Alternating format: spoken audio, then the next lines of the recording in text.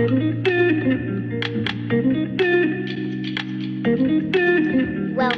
to One Pizza Too Many cooking and unboxing videos.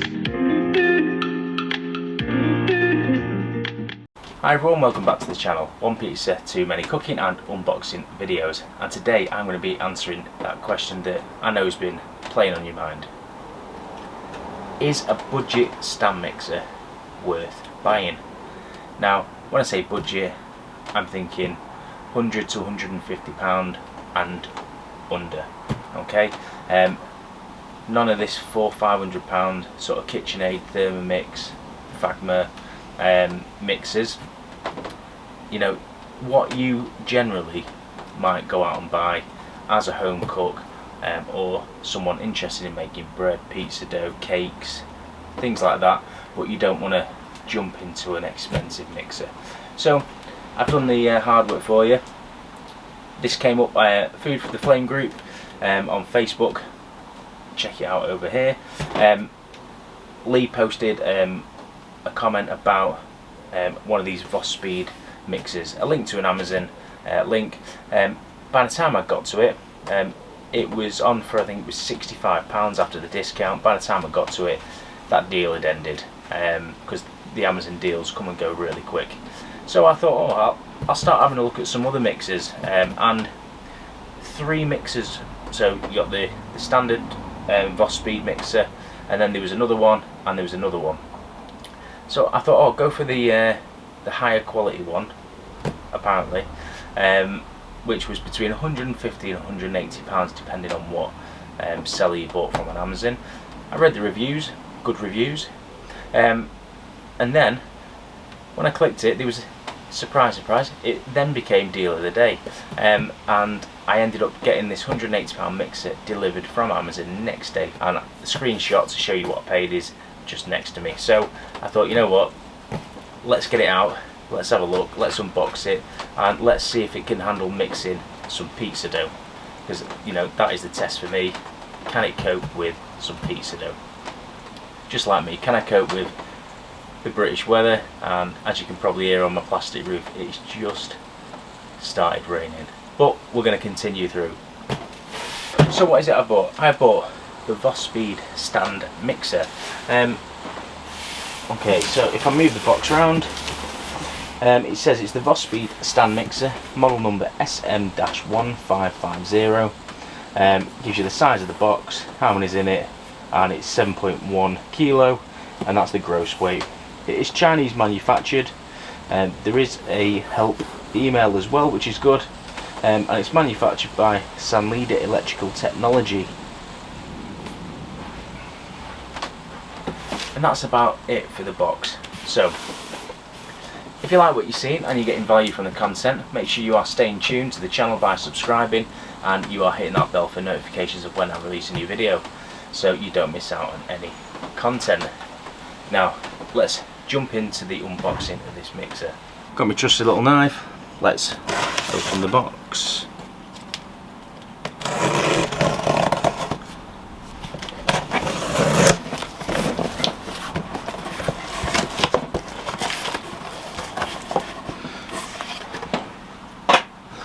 And there we go. So well packaged in the polystyrene, and there's nothing to take out first apart from lifting the entire mixer out. So let's just see if we can. I'm going to slide it out on its side.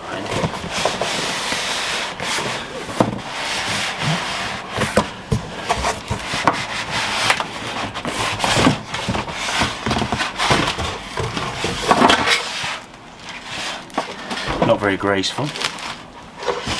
And then the other things in the box, the instruction book, and you get a nice little rubber spatula. So take the polystyrene off.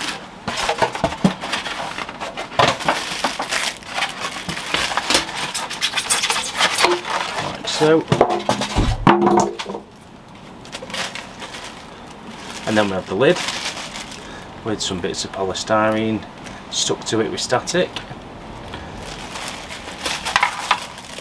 Like I said, we've got the spatula.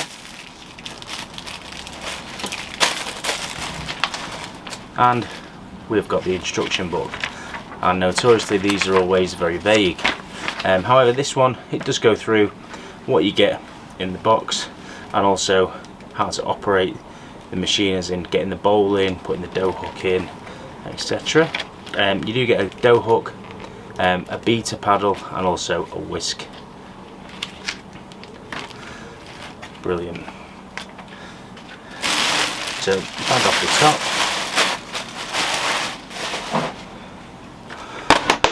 It does have sticky feet, so it sticks to the bench, and overall I think you'll agree it looks quite a nice mixer from aesthetics. Comes with a UK plug, so no adapter required. And then if we lift the top up, inside we've got the whisk,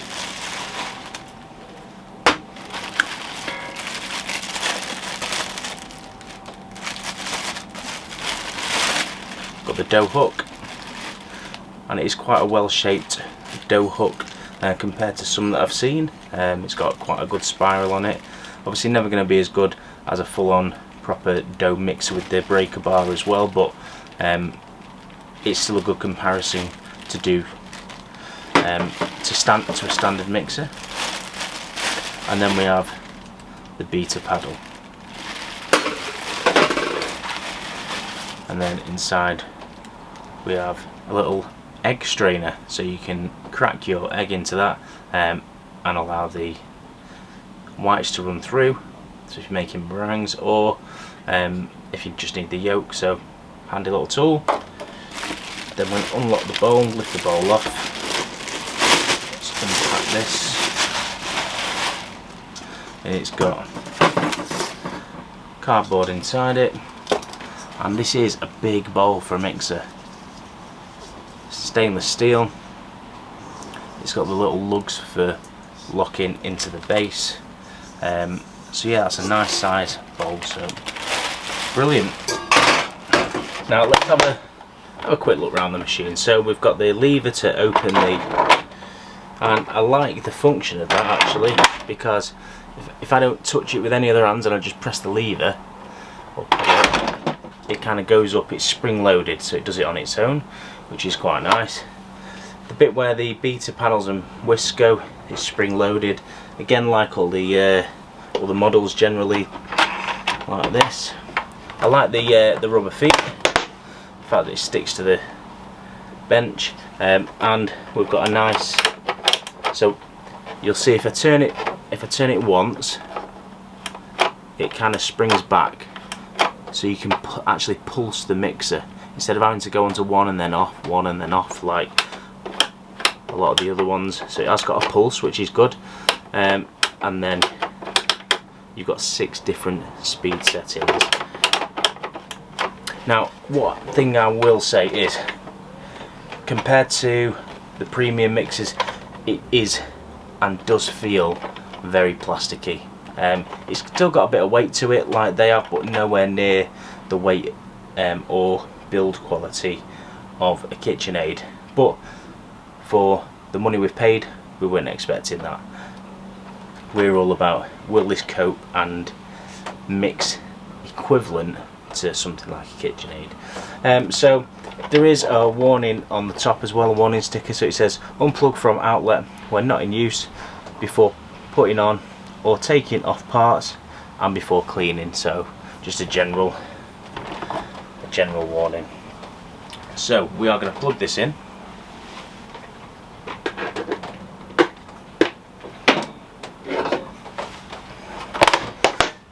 Okay, so we've plugged it in, so it should all now work. So let's give it a little pulse.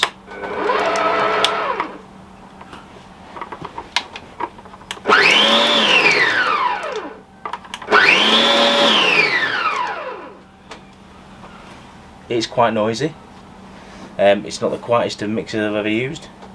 So let's open it up, and what we're going to do is we're going to lock the bowl on. So the bowl sits in, and it just turns to lock it on. Now, depending on where you lock it will depend on where you start, and obviously where the lugs are. So you want it so that it's locked with the handles either side, really, like that. But then we've got the dough mixer, but we've also got the splatter guard and the lid. So this needs to go on next, then your dough mixer or beater would go on like so.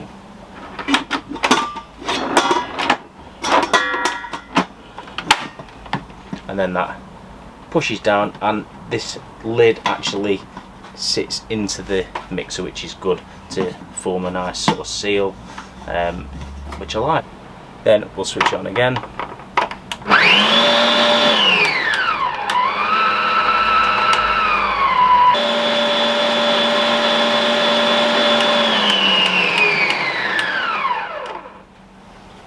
Brilliant. It has got that new sort of plasticky smell to it, like I said earlier, because it is very plasticky, but overall, for the money, fairly impressed, particularly with the size of the bowl so far. So next, what we're going to do is I'm going to get some a pizza dough mix weighed out. I'll bring it back over and we're going to get it into the mixer and see how it actually performs. So I've given the mixer a quick rinse out and a dry, and in front of me I have the ingredients for our basic pizza dough. Now I'm using an app called Peas App Plus, and you can download this from the App Store, and basically you'll see on the screen that I've put in all the details that I want. So I want 8 dough balls at 250 grams each to make me 8 nice 12-inch pizzas. I'm using 63% hydration, which goes well with the Bravo pizza flour I'm using, and I'm using 2.8% salt. I'm going to leave this to just room temperature proof for 28 hours, so I'm going to do 24 hours bulk proof. I'm then going to ball it up, and I'm going to then leave it for 4 hours balled up before I make the pizzas. And this is going to be at around the 20-degree mark, and I'm using active dry yeast. Then you'll see the main dose comes out at 200 or 2,000 even grams, so 2 kilo of mix, 1.206 grams or kilo of flour, 760 gram of water, 34 gram of salt, and only 0.37 grams of yeast. Now you need to make sure you've got some nice small scales for measuring the yeast out, so small. Now let's get it in the mixer and get it switched on. So I'm going to open it up, and you'll see that now I've actually got this top on. You can actually leave it on and take off the dough hook and everything while it's in. So first thing I'm going to do is I'm going to go in with the flour.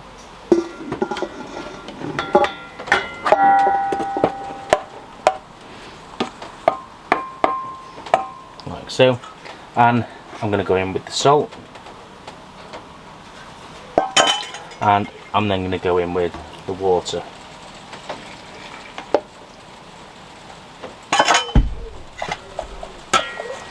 And I'm going to lower the mixer down, and I'm going to turn it on to speed number 2. And all I'm doing that for is just to incorporate the salt into the water and the flour, so we don't kill the yeast off instantly.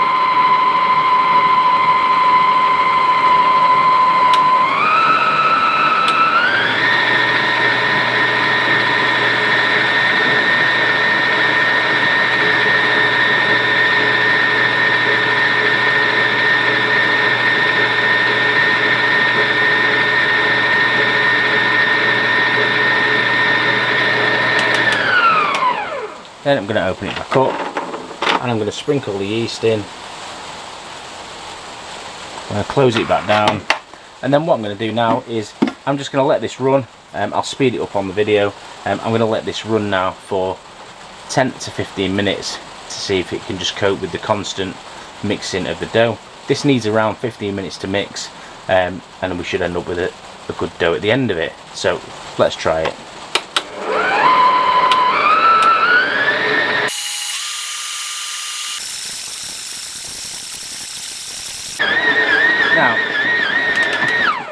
one thing I'm going to do here is I'm going to open it up. This is moving around a hell of a lot, the top compared to the base. Now I am on fake grass, this bench, but this lid is causing a bit of an issue with the dough hitting it. So what I'm going to do is, just to see if there's any difference, I'm going to take the lid off, put the dough mixer back on. I'm going to close it back down. What I will say is, it has cleared the bowl quite nicely. You'll see just a little bit of dough at the edge, but it has incorporated all the flour, water and dough pretty well so far. It's only been on about a minute and a half, and it is chucking it down now. So let's close it back down and let's see if there's a difference.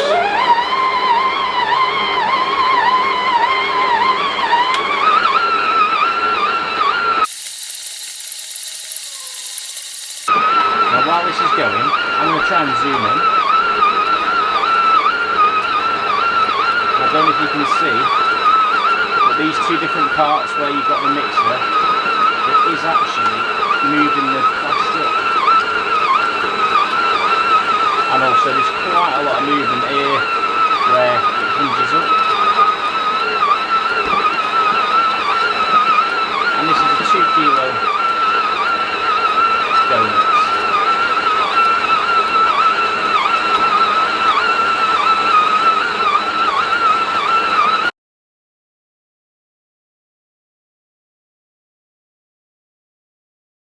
"15 minutes is now up." I've got a box that I use for proving my dough. I've just oiled it very lightly, and then I'm going to lift this up. Now what I will say is, over the 15 minutes it is very loud, and the motor has coped with doing the dough, but it is mega hot. So whether it could have coped much longer, who knows. And then just going to get the dough off the dough hook.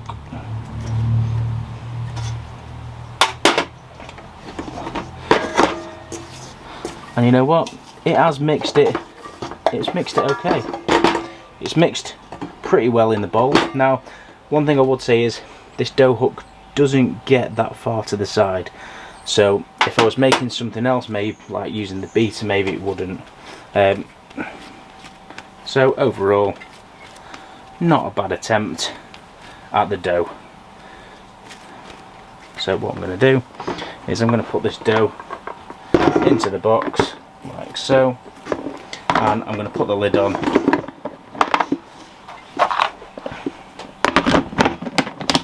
close the box, and that's going to sit for the next 24 hours like that.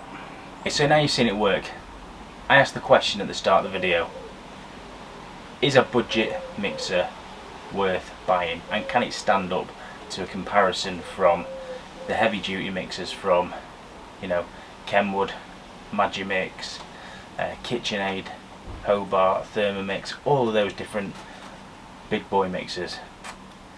You saw the dough, it's mixed it fairly well. I think I'd liked it to have been a little bit smoother after the 15 minutes, like you would have got with one of the others. I don't think the bowl size helps that, particularly with this. Now, would I recommend you go out and buy this budget mixer? No, I wouldn't, and I'm going to tell you why now. The build quality on this is pretty appalling, I've got to say. All the different sections were moving, and I didn't have it loaded up with its capacity of dough either. It could have gone another 50% higher than that. All the different parts were moving, like you can see it now, they're still moving. The kind of top doesn't sit very firmly. I could hear it the other side of the house, that's how loud the machine was. And overall, yes, it mixed the dough. However, I think another 2 or 3 times doing that mix and this would be shot. And so for that reason, this will be getting boxed up and it will be going back. And stay tuned, because I will be looking at, let's get a proper dough mixer. Let's get one and then we can compare it to this video, a proper dough mixer, because ultimately that's what I use it for. If you're at home and you're just going to be baking cakes all day, then you know what, the cake mixes aren't as harsh, and this dough mixer or stand mixer would work fairly well, I'd say, with a cake mix, because the batter's generally a lot looser. Although if you're using hard butter, doing buttercreams and things like that, again, I think this machine will struggle. So for that reason, if you were paying the full price for this of £180, then no way. I mean, I've only paid 70 odd pound for it, and it's still going back. It's not even worth that. If it was a £40 mixer, fair enough, but for me, it's just not cutting the mustard. Let me know in the comments what you think of this mixer, or other budget mixers that you've got. Would you recommend them? If you do, stick me what budget mixer you would recommend in the comments. Have you tried a Von Speed mixer? How have you found it? And let me know what sort of small countertop proper dough mixers you guys are using as well, because I'd love to look at buying one in the future. So let me know. As always guys, thanks for watching. Make sure you are subscribing to the channel and hitting that bell for notifications when I release a new video, and hope to see you all very soon. Thanks again for watching. One pizza too many.